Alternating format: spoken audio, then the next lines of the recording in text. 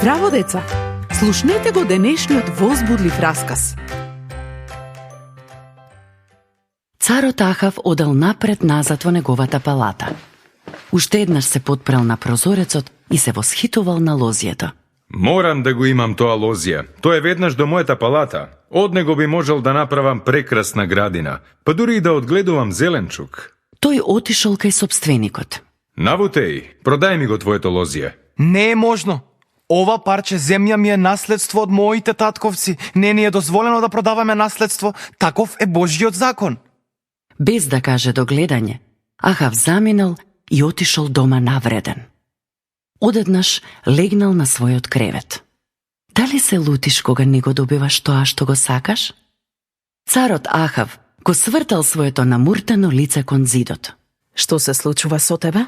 Кога Језавела слушнала што го мачи, рекла: Стани и насметни се. Ке се погрижам да го добиеш тоа што го сакаш.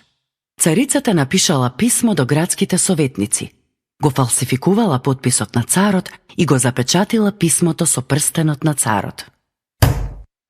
Градските советници ги прочитале следниве зборови: Организирајте забава и поканете го Навутеј.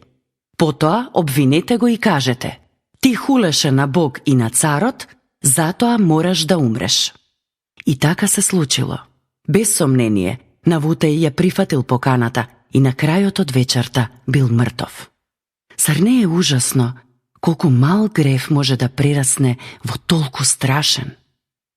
Гледање, посакување, завист, гордост, да бидеш навреден, лаги и потоа убиство. Веста за смртта на Навутеј се ширела брзо. Потоа царот Ахав отишол да го земе лозието како свое. Но тој постапил без да размисли што ќе мисли Бог. Одеднаш Илија застанал пред него.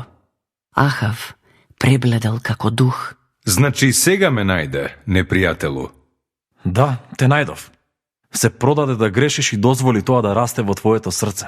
Бог го мрази гревот и ќе те уништи тебе и твоето семејство. Царот размислувал за овие зборови постојано. Му било жал за се што направил. И Бог го видел неговото срце и бил милостив кон него. Кога ги исповедаме нашите гревови на Господ Исус, тој е верен и ќе ни прости за нашиот грев. До следното слушање. Ако сакаш да не контактираш или ако имаш прашање, пиши ни на radio7kids@gmail.com. Чао!